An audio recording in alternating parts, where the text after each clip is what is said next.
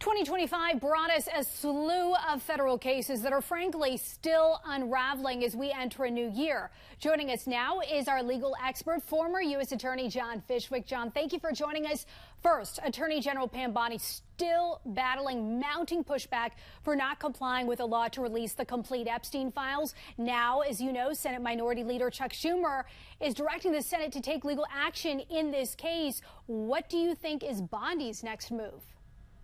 Well, I think Pam Bondi's problem is she raised expectations earlier this year that she had the Epstein-Klein files on her desk, and then she walked that back. And so there's been kind of a sporadic release of these documents. And I think the public wants more transparency, and they want these things released to them with alacrity, with speed. And that hasn't happened. And so she's the Attorney General, and so I think some blame falls with her. You know, I think the public is losing confidence in this as things kind of sputter out. They want to see them all out. They don't want to see the redactions. They want to see as much of this as they can. And so it's happening, but not happening with enough transparency and with enough speed. Yeah, you're right. There has been some momentum towards the end of the year. We'll see how that continues in 2026. Moving to the Supreme Court, John, expected to determine several monumental cases soon, like whether President Trump's global tariffs are illegal or not, and of course the long simmering controversy of birthright citizenship. So simply put, both of these rulings will have massive consequences. How do you see the decisions going? Well, Dee Dee, President Trump has had a big year with the Supreme Court. They have certainly expanded executive power, presidential power, particularly as relates to executive agencies and as relates to the immigration laws in this country. They're giving a lot of power to the presidency, a muscular presidency. But there are two big ones out there. The tariffs case, what's going to happen there? I think that's going to be a very close decision. I think a lot of the justices think maybe that tariff power resides with Congress.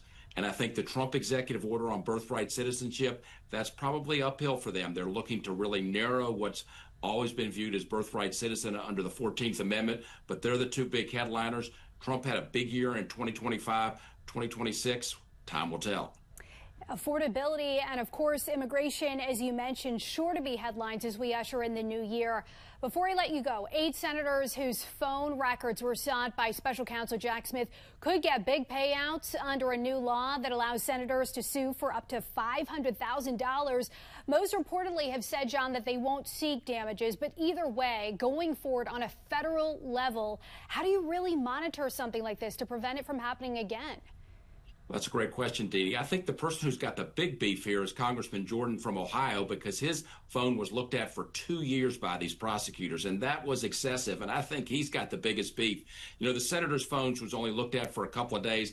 I'm not sure they should have a claim to bring a case in court for big bucks. You know, the average citizen should have that same right. But I think we need to look into this, the checks and balances on prosecutors, to make sure phones aren't looked at without there really being due process in that process. And that's a real question here. If I don't see you, happy holidays. Former U.S. Attorney John Fishwick, appreciate you joining us on the National News Desk tonight. Thank you.